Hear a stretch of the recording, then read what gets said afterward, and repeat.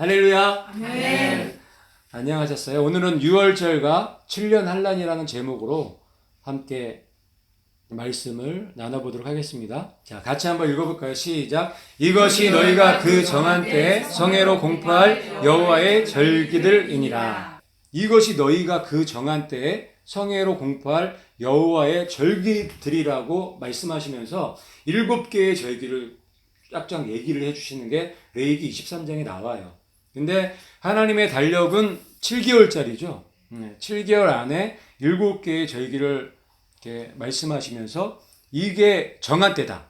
여기서 정한 때하고 절기들이하고 이게 두 단어가 나오는데 똑같이 히브리어로 모에드예요. 그러니까 정한 때라는 거예요. 하나님의 시간표라는 거죠. 하나님께서 7가지의 절기들을 말씀하시면서 이 절기들의 이 하나님의 정한 때에 어떤 일들을 하시겠다고 말씀해 놓으신 장이 레위기 23장이에요. 굉장히 중요하죠. 너무너무 중요해요. 하나님의 이 절기들을 알면 하나님의 시간표를 알게 되고 하나님께서 어떻게 일하시는지를 알 수 있게 돼요. 먼저 봄절기부터 보면은 요게 요 세 개가 봄절기예요. 6월절이 1월 14일이에요. 그러니까 이 이스라엘의 유대 달력으로 1월 14일이고 우리 달력으로는 3월 30일 날이 6월절이었던 거예요. 그리고 6월절 다음 날인 1월 15일, 3월 31일이 무교절인 거예요. 붙어 있죠. 그리고 초실절은 몰라요. 매년마다 바뀌어요. 왜냐하면 이 무교절이 있는 주간에 안식일 다음 날로 초실절을 하라고 정해 놓으셨기 때문에 16일 날이 초실절 아니에요. 초실절은 항상 바뀌어요. 근데 바뀌지 않는 요일은 있어요. 초실절은 항상 첫째 날이어야 돼요. 일요일이어야 돼요. 첫째 날. 근데 예수님께서 놀랍게 이 절기에 맞춰서 일을 하셨죠. 그게 바로 요 세 가지죠. 6월절 날 십자가에 못 박혀서 죽으셨어요. 6월절이 원래 양 잡는 날이죠.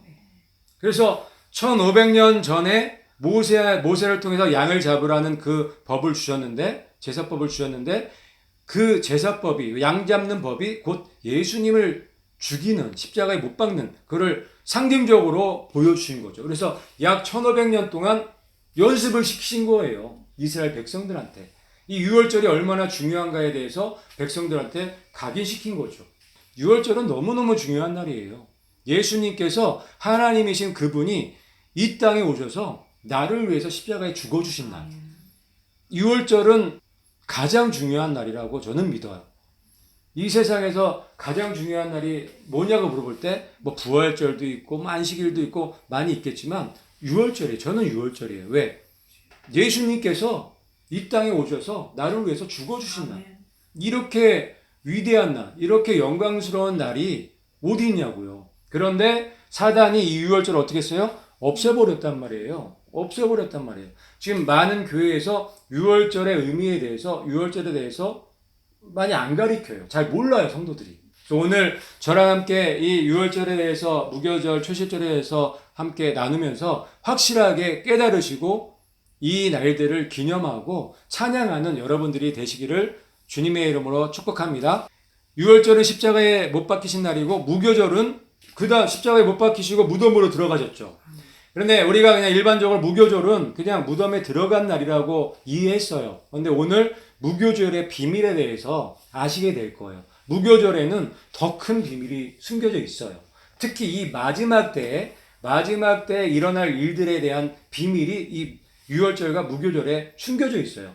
예수님이 언제 부활하셨죠? 안식일 다음 날 부활하셨죠? 그래서 초실절은 항상 안식일 다음 날, 주의 첫날이 돼야 되는 거예요. 그래서 초실절은 매년마다 틀려요. 틀릴 수밖에 없겠죠. 그거는 조금 이따 자세하게 아실 수 있게 돼요. 그 다음에 오순절이에요.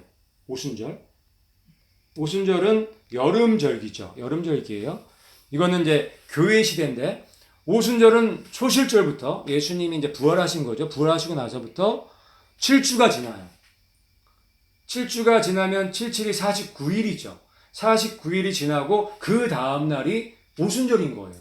그래서 오순절이에요. 50일이 지난다고 해서 오순절이고 다른 이름으로 77절이라고도 하죠. 오순절날 무슨 일이 일어났죠? 성령 강림을 하셨죠. 성령님께서 내려오신 날이에요. 성령님이 내려오시면서 교회 시대가 열렸죠. 그래서 오순절은 교회 시대인 거예요. 이방 교회 시대죠.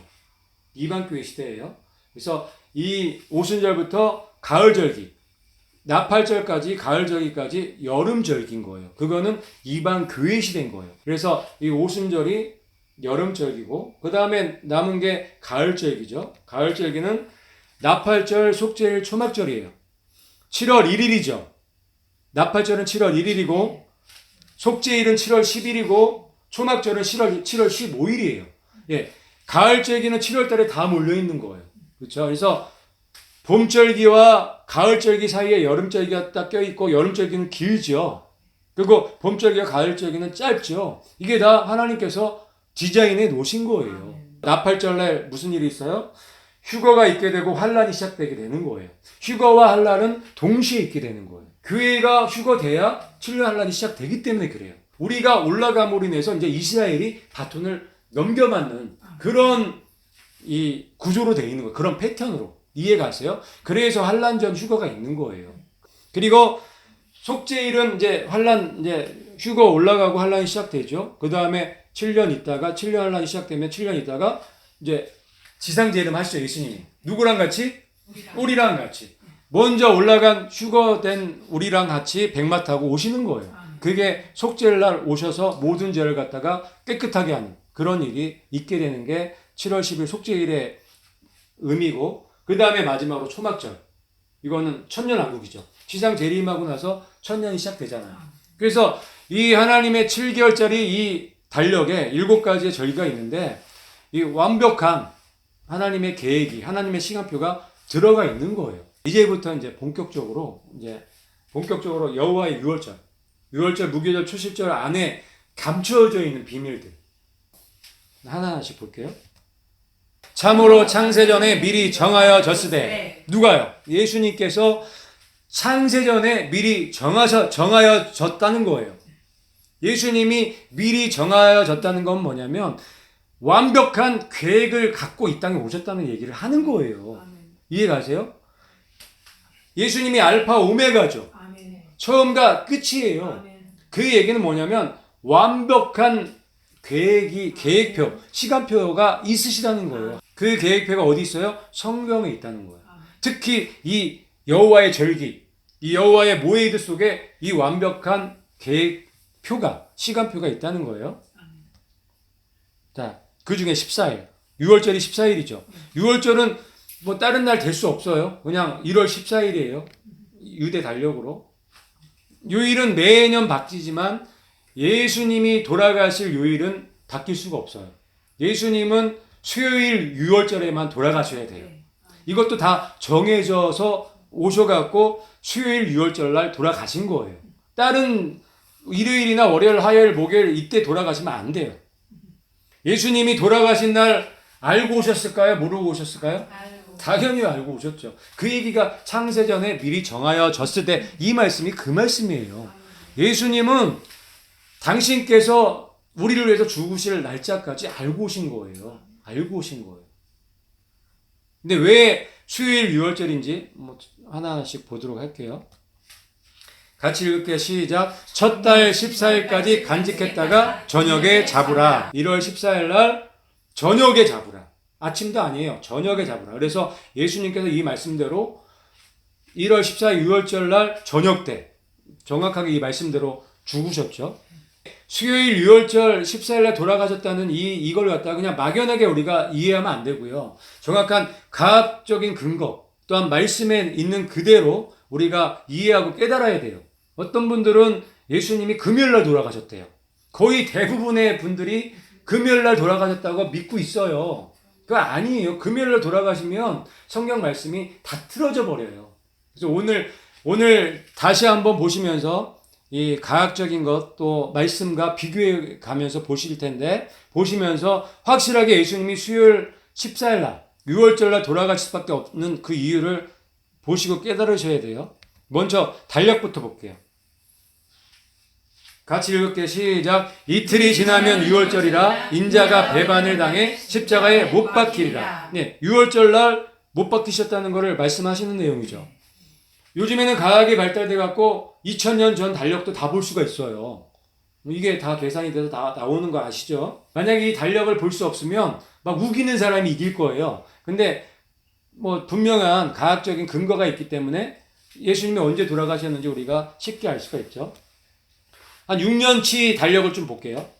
자, AD 28년도 3월 달이에요.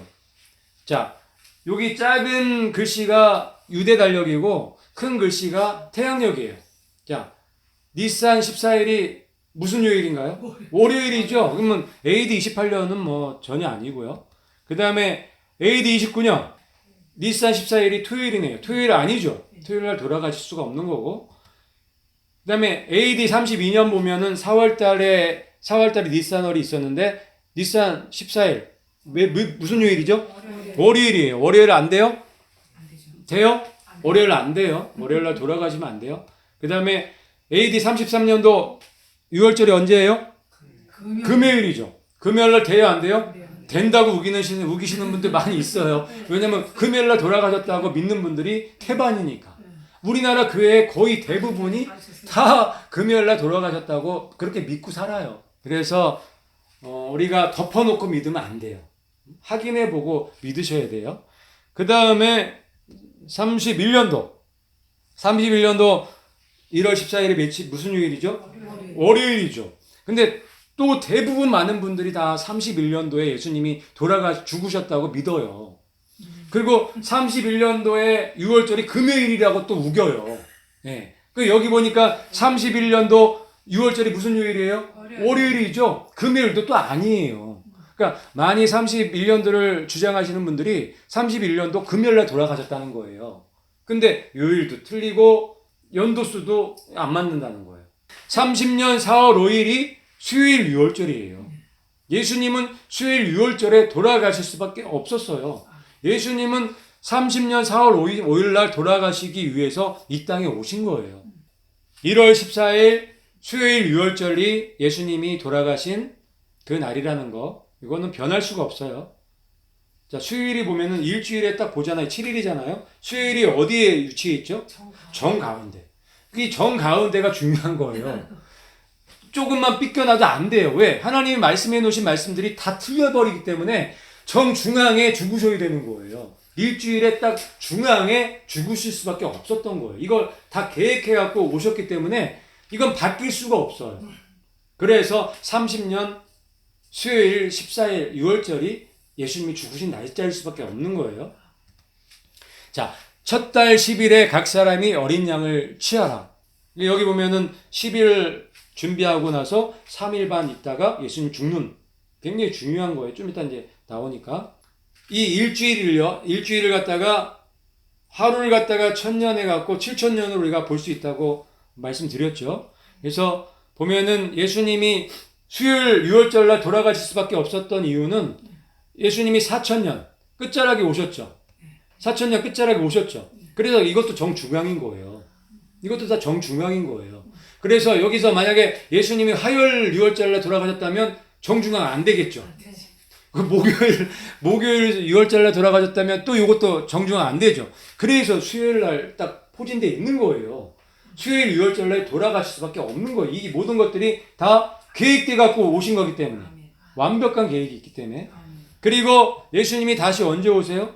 2000년 있다가 6000년 끝나고, 이 지구 역사 6000년이 끝나고 끝자락에 오시는 걸 정해 놓으신 거죠. 근데 그 시간이 다 됐다고요.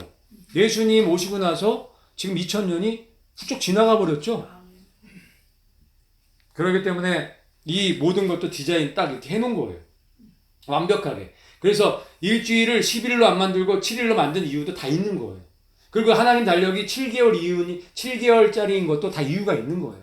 7절, 일주일이 7번 지나는 오순절, 이것도 다 7로 되어 있는 게 다 이유가 있는 거예요. 창세기 1장 1절에 벌써 이미 예수님이 언제 오시고, 언제 죽으시고, 언제 다시 오실 것까지 다 예언해 놓으신 거예요. 요게 이제 창세기가 7단어로 이렇게 되어 있어요. 베레시트, 바라, 엘로임, 엣, 하샤마임, 베뎃, 하에레츠. 이렇게 7단어로 돼 있어요. 요게 이제 요거예요. 태초에 창조 하나님 하늘과 땅. 근데 저 두 단어는 뜻이 없어요. 저거는 뜻이 없어요. 그 대신 놀라운 비밀이 있죠, 여기에. 히브리어는 오른쪽에서 왼쪽으로 있죠. 근데 요 네 번째 위치되어 있는 저 단어 두 개가 첫 글자하고 마지막 글자죠. 그러니까 헬라어로 따지면 알파 오메가예요. 알파 오메가. 그런데 참 재밌는 게 요 6번째 위치에 있는 요 단어 똑같죠. 첫 번째 마지막 알렉과 타우죠. 알파 오메가인데 그 앞에 뭐가 붙어 있어요? 예, 이렇게 목같이 생긴 게 붙어 있죠. 저게 바브라는 글자인데 저게 이 히브리어는 상형 문자죠. 저 바브는 못이에요. 못을 얘기하는 거예요. 히브리 사람들은 못이라고 알아요. 근데 네 번째 포진되어 있는 데는 이 못이 없죠. 그런데 6번째 포진되어 있는 글자에는 못이 있는 거예요. 못이 들어가 있는 거예요. 이 알파 오메가고요. 이거는 못 알파 오메가죠. 중간 4,000년의 알파 오메가는 초림이죠. 예수님의 초림. 처음에 오실 때는 예수님 못 안 박히셨었죠. 처음에 오실 때는 그냥 멀쩡하게 오셨잖아요. 그런데 못 박히고 죽으셨죠. 그래서 하늘 올라가셨죠. 초림 옆에 무슨 글자 있어요? 하늘 있죠. 초림 때 못 박히신 하늘 올라가신 거예요. 못 박히신 예수님께서 하늘에 계시다가 내려오시죠. 내려오실 때는 재림하실 때는 공중 재림하실 때는 손에 뭐가 있어요? 못자국이 있죠. 못자국이 있죠. 그걸 갖다가 지금 창세기 1장 1절에 이렇게 기록해 놓으신 거예요. 그 다음에 재림 옆에 무슨 글자 있어요?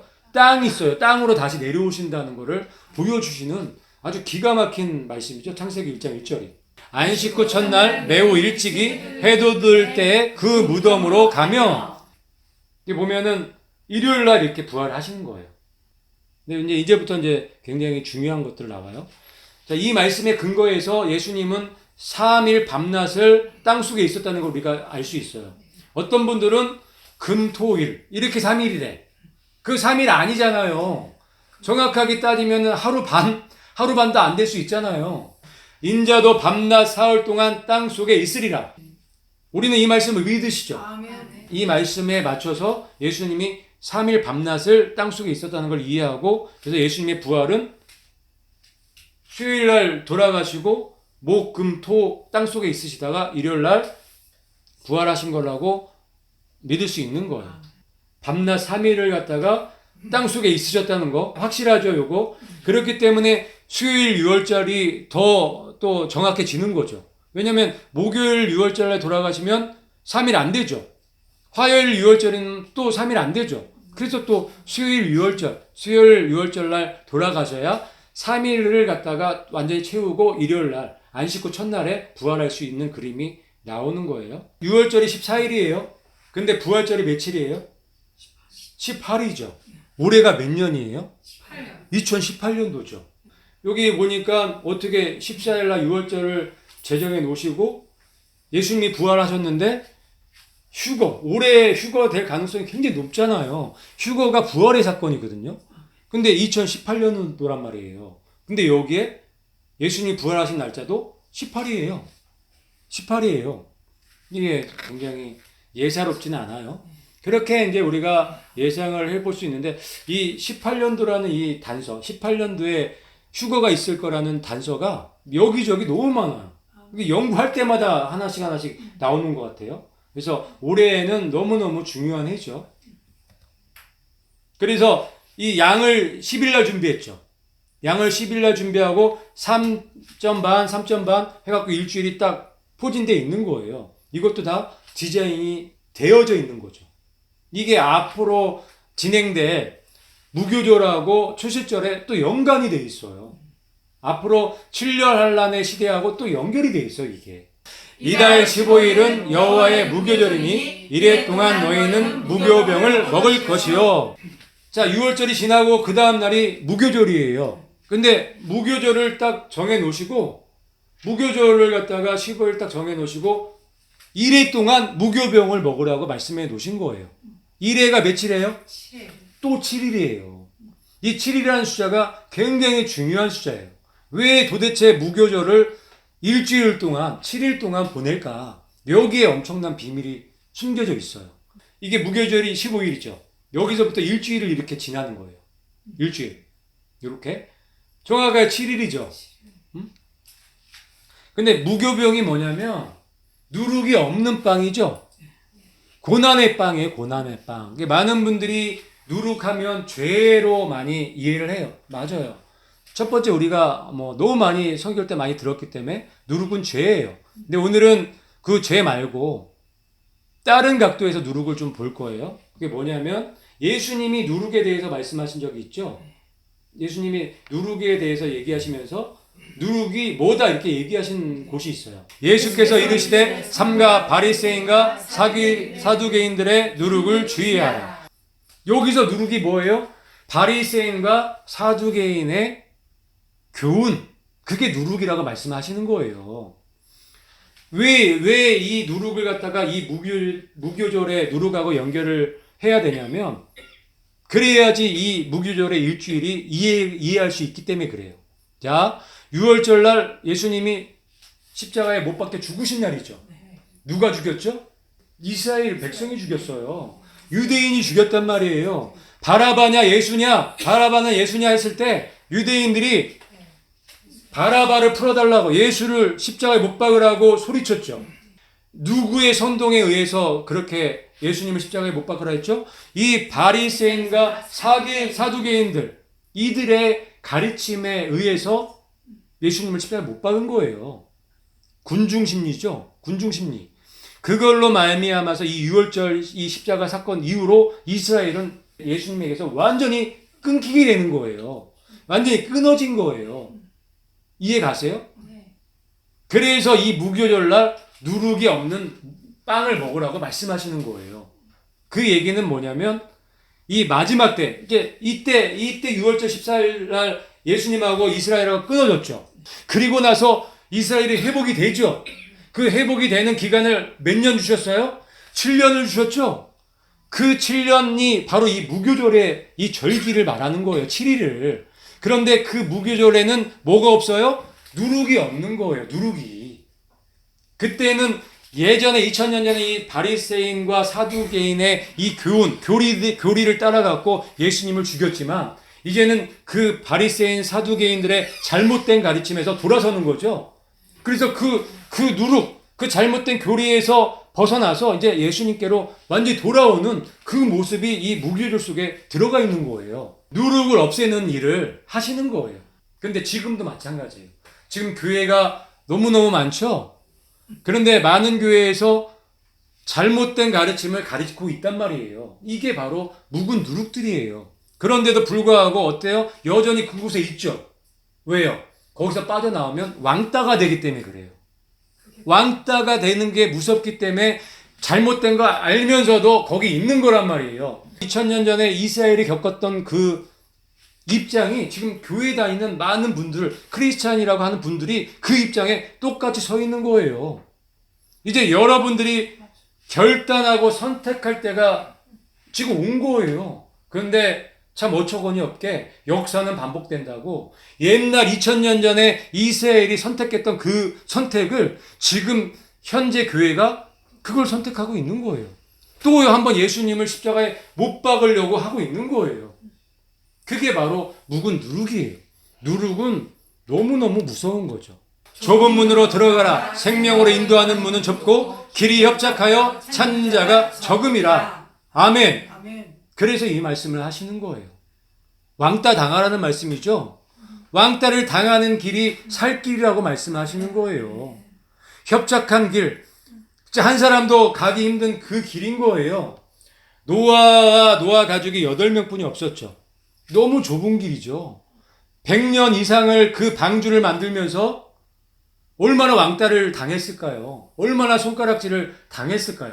하지만 노아 가족들은 하나님 말씀만 믿은 거예요. 하나님만 바라보고 왕따를 하든 손가락질을 당하든 핍박을 하든 신경 안 쓰고 주님만 믿고 나간 거예요. 그게 정말 믿음이라는 거죠. 그 믿음을 하나님께서는 찾고 계시다는 거예요. 너희의 곡물의 첫이삭 한 단을 흔들되 안식일 이튿날에 흔들 것이며. 예, 여기 보니까 안식일 이튿날에 첫이삭, 첫 열매를 갖다가 흔들어서 하나님께 드리라는 얘기예요. 이게 초실절 때 하는 거고, 이 초실절에 맞춰서 예수님께서 부활하셨죠. 그래서 여기 보니까 안식일 이튿날에 흔들라고 그래서 말씀하신 거예요. 그래서 예수님께서 부활을 안식일 이튿날 부활하신 거예요. 이 말씀에 맞춰서 부활하셨고, 그리고 이 초실절에 맞춰서 또 이스라엘이 또 부활하는 그런 사건이 또 생길 거란 말이에요. 그가 장차 많은 사람들과 더불어 한 일의 동안에 언약을 굳게 맺고 그가 그 일의 절반의 제사와 예물을 금지할 것이며. 예, 우리 잘 아는 말씀이죠. 여기 그가 장차 많은 사람과 더불어 한 일의 동안 언약을 굳게 맺는다고 말씀하고 계시죠. 여기 지금 일주일이 7년 한란이라고 보면은 이 7년 한란 동안에 언약을 맺겠다는 거예요. 적그리스도가 이 7년을 갖다 통치하기 위해서 이제 거의 다 오고 있죠. 그런데 그가 그 일의 절반에 제사와 예물을 금지할 것이다. 또 절반이죠. 또 일의 절반인 거예요. 이 무교절의 절반, 이 초실절 이 기간에 제사와 예물을 금지하겠다는 거예요. 그런데 성경에 계시록에 보면은 이 말씀이 그대로 예언되어 있죠. 내가 나의 두 증인에게 권세를 주리니 그들이 굵은 베옷을 입고 1260일을 예언하리라. 예, 그 7년 중에 1260일, 전 3년 반을 갖다 이 두 증인이 일을 하게 되죠. 예언을 하게 된단 말이에요. 이게 정확하게 3년 반의 시간이죠. 그런데 참 재밌게 같이 읽을게요. 시작. 그들이 그 증언을 마칠 때 무적행으로부터 올라오는 짐승이 그들과 더불어 전쟁을 일으켜 그들을 이기고 그들을 죽일 터인즉. 언제 죽어요? 1260일 예언이 다 끝난 다음에 그들이 증언을 다 마칠 때 무적행이 열리면서 짐승이 올라와서 전쟁을 일으켜갖고 이 두 증인의 세계력을 죽이죠. 정확하게 3년 반 있다가 죽게 되는 거예요. 정확하게 3년 반 있다가 죽을 거라는 거를 계시록 말씀에 기록해 놓으신 거란 말이에요. 정확하게 절반이죠. 그러면 초실절은 부활이잖아요. 예수님도 죽어갖고 부활하신 것처럼 이 두 증인도 부활해야 되겠네요. 그런데 그 부활한 내용도 기록돼 있다는 거죠. 그들이 성경이 앞뒤가 딱딱딱 맞아 떨어지는 거예요. 같이 읽을게요. 그들의 시체가 큰 성길에 있으리니 그들의 주께서 십자가에 못 박히신 곳이라. 그들의 시체가 큰 성길에 있는데 예수님께서 십자가에 못 박히신 곳에 거기에 시체가 이제 버려져 있는 거예요. 그러니까 예수님께서 지금 뭐 하시는 거예요? 이 이스라엘에게 명예회복의 시간을 주시는 거예요. 예수님을 버리고 2000년 동안 떠나 있던 이 이스라엘에게 예수님께서 십자가에 못 박히신 곳에서 죽을 수 있는 그런 또 은혜의 시간들을 주시는 거예요. 명예회복의 시간이죠.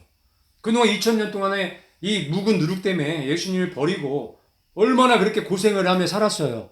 근데 드디어 이방인의 숫자가 충만하게 채워지고 이제 이 무교절의 기간이 이 7년의 기간이 와서 전 3년 반을 일하고 이 3년 반 1260일이 끝나는 그 시점에 이제 순교하게 되는 거예요. 죽게 되는 거예요. 이걸로 끝나는 게 아니죠. 죽은 다음에 부활하는 또 사건이 있어야 되죠. 근데 그 사건도 또 기록되어 있다는 거예요. 예수님이 3년 반의 공생애를 지내가셨죠. 그게 똑같아요. 그럼 지금 이 이스라엘도 무교절 기간, 이 7년 한란 동안에 3년 반을 똑같이 사역할 수 있게끔 똑같이 이렇게 배려를 해 놓으신 거예요. 이렇게 배려심이 많으세요. 우리 예수님께서. 수학적으로 완벽하게 그렇게 디자인을 해 놓으신 거예요. 그래서 이쪽 3일 반가, 이쪽 3일 반가, 또 이쪽 3년 반가, 이쪽 3년 반가 데칼코마니에요. 닮아 있단 말이에요. 역사는 반복된다고 예수님께서 예수님의 사람들을 예수님이 가셨던 길을 똑같이 갈 수 있게끔 그렇게 디자인을 해 놓으신 거예요. 놀랍죠? 3일 반 후에 하늘로부터 큰 음성이 있어 이리로 올라오라 함을 그들이 듣고 구름을 타고 하늘로 올라가니 며칠 후에 3일 반 후에 여기는 정확하게 3일 반 후라고 기록해 놓으신 거예요. 3일 반 후에 하늘로부터 큰 음성이 있어서 이리로 올라오라. 휴거잖아요. 휴거. 부활이잖아요. 구름을 타고 하늘로 올라가는 이 휴거. 그러니까 3년 반 후에 또 휴거가 있다는 것을 알 수가 있는 거죠. 이때 14만 4천 명 두 중인의 세력이 휴거가 되는 거예요. 할렐루야죠. 할렐루야. 그래서 정확하게 3년 반의 시간, 그것도 모자라서 3일 반이라고 딱 이렇게 그 3일 반이라는 시간까지도 기록해 놓으신 거란 말이에요. 그래서 휴거는 두 번 있죠. 7년 한란 전에 이방 교회의 휴거가 있는 거고, 7년 한란이 시작이 되면, 7년 한란이 시작이 되면 3년 반 후에 이스라엘의 14만 4천 명이 또 휴거가 되는 거예요. 두 번의 휴거가 있는 거예요. 또 한 번 있죠. 이 이스라엘의 이 14만 4천 명에 의해서 또 남은 씨들이 남죠. 그게 세 번째 휴거인 거예요. 첫 번째, 두 번째, 세 번째 휴거에 대해서는 뭐 작년에 우리가 자세하게 공부해 봤죠. 네, 앞으로 이제 다른 버전으로 다시 한번 하긴 할 거예요. 이 무교절의 일주일 기간이 요한계시록과 다니엘서에 있는 그 말씀과 아주 절묘하게 연결이 되고 있다는 거예요. 이렇게 이해를 하면 이 요한계시록 11장 말씀이 완벽하게, 완전하게 해석이 되는 거예요. 그리고 다니엘서의 그 70일의 예언도 완전히 맞아떨어지게 되는 거고. 자, 또 읽을게. 시작. 이들은 하나님과 어린 양께 첫 열매가 된 자들이니라. 아멘. 그리고 계시록 14장 4절에 이 14만 4천 명이 올라가고 지금 하나님 앞에서 노래하고 있죠. 그 자들이 그 14만 4천 명의 정체성을 쭉 얘기하는 중에 14장 4절에 이 말씀이 있는 거예요. 이들은 하나님과 어린 양께 첫 열매가 된 자들이니라. 7년 한란 가운데서 이스라엘 가운데서 첫 열매라는 것을 말씀하고 계시는 거예요. 첫 열매. 자, 이 초실절이 무슨 날이라고요? 첫 열매를 드리는 날이죠. 이것까지도 넣으신 거예요. 영생은 곧 유일하신 참 하나님과 그가 보내신 자 예수 그리스도를 아는 것이니이다. 아멘이시죠. 진리가 너희를 자유케 한다고. 영생은 우리가 예수님을 아는 거예요. 하나님을 아는 거예요. 그러니까 우리가 이 말씀들을 이렇게 알아야 정말 참 하나님을 알게 되는 거고 예수님을 알게 되는 거예요. 우리가 그냥 이 말씀을 갖다가 덮어놓고 읽으면 정말 참 하나님이 어떤 분인지 몰라요. 이거 거기서는 발견이 안 돼요. 그런데 우리가 하나님의 말씀을 깊이 연구하고 묵상할 때 정말 참 하나님이 보이게 되고 정말 나를 위해서 그 유월절날 십자가에 죽어주신 그 예수님이 보이게 되고 알게 되는 거예요. 영생은 쉬우면서 어렵죠. 영생은 어렵지만 쉬워요. 영생하려면 뭐예요? 아는 거죠. 아는 거. 알려면 말씀을 깊이 반복해서 깊이 묵상하고 연구하시면 돼요. 일주일에 한 번 교회 가서 설교 듣는 거 갖고는 턱도 없이 모자라요. 그거 갖고는 예수님을 어떻게 알 수 있어요?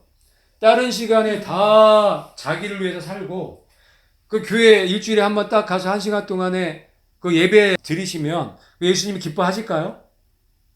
기뻐하실까요? 입장 바꿔놓고 생각해 보세요. 영생은 예수님과 참 하나님을 아는 거예요. 나는 하늘에서 내려온 살아있는 떡이니 사람이 이 떡을 먹으면 영생하리라. 아멘. 예수님을 아는 방법, 참 하나님을 아는 방법은 그 떡을 먹는 거예요. 떡이 뭐예요? 말씀이죠. 이 말씀을 날마다 우리가 삼시세끼 먹는 것처럼 밥 먹는 것처럼 이 말씀을 꼭꼭 씹어서 내 걸로 만들 때 영생이 이제 따라오는 거예요. 하늘과 땅은 없어지겠으나 내 말들은 없어지지 아니하리라. 아멘. 하늘과 땅 없어져요. 돈도 없어지고요. 명예도 없어지고요. 권력, 권세 다 없어져요. 하지만 하나님의 말씀, 예수님의 말씀은 없어지지 않는단 말이에요. 예수님의 말씀이 있는 사람만 영원토록 사는 거예요. 여러분들이 무엇을 심든지 그대로 열매를 맺는 것처럼 여러분들이 지금 무엇을 심느냐가 굉장히 중요한 거예요. 이 하나님의 말씀, 예수님의 말씀이 있는 사람들만 영생할 수 있는 거예요. 예수님의 말씀이 없으면 없어지는 거예요. 그냥 아무것도 없기 때문에. 그러니까 예수님께서 구원의 근거를 뭘로 두시느냐? 그 안에 말씀이 있느냐 없느냐? 그걸로 이제 구분하시는 거예요. 알곡과 가라지를 그렇게 구분하는 거예요. 그런데 교회 안에 가라지가 있나요, 없나요? 있어요.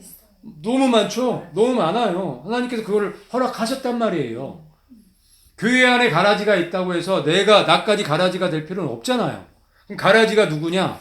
예수님의 말씀이 없는 사람들이 가라지예요. 가라지는 따로 모으죠. 따로 모아서 태워버리죠. 불태워버리죠. 먼저. 그게 유황불이에요. 유황불에 던져져서 완전히 소멸시켜버린단 말이에요. 멸망시켜버린단 말이에요. 그래서 아직은 시간이 있고 아직은 실랑이로다 그 나팔 소리가 그 소리가 아직 나진 않았죠. 그 날 때까지는 기회가 있는 시간이 있는 거예요. 먼저 낸 자가 나중되고 나중된 자가 먼저 된다는 말씀도 있는 것처럼 절대 늦음이란 없어요. 지금 시작하면 돼요. 지금 예수님, 나를 위해서 십자가에 죽어주신 그 예수님을 정말 바라볼 수 있다면, 그리고 내 중심으로 그 예수님이 하신 말씀들을 하나하나 연구하며 살아갈 수 있다면 그 사람은 됐어요. 그 사람은 희망이 있어요. 하지만 여전히 예수님을 믿는다고 하면서도 세상의 시스템에 갇혀서 끌려가고 있는 자신을 발견한다면 이 사람은 굉장히 위험해요. 그 사람이 목사든 그 사람이 장로든 그 사람이 안수 집사든 상관이 없는 거예요. 세상의 시스템 안에 있느냐 아니면 예수님의 시스템 안에 있느냐 이게 중요한 거예요. 아멘. 하늘과 땅은 없어지겠으나 내 말들은 없어지지 아니하리라. 아멘. 여러분들이 지혜로운 사람이라면 무엇을 택해야 될지 여러분들이 더 잘하실 거예요. 아멘. 영원히 사라지지 않는 하나님의 말씀을 선택하는 하나님의 사람들이 되기를 예수님의 이름으로 축복합니다. 아멘.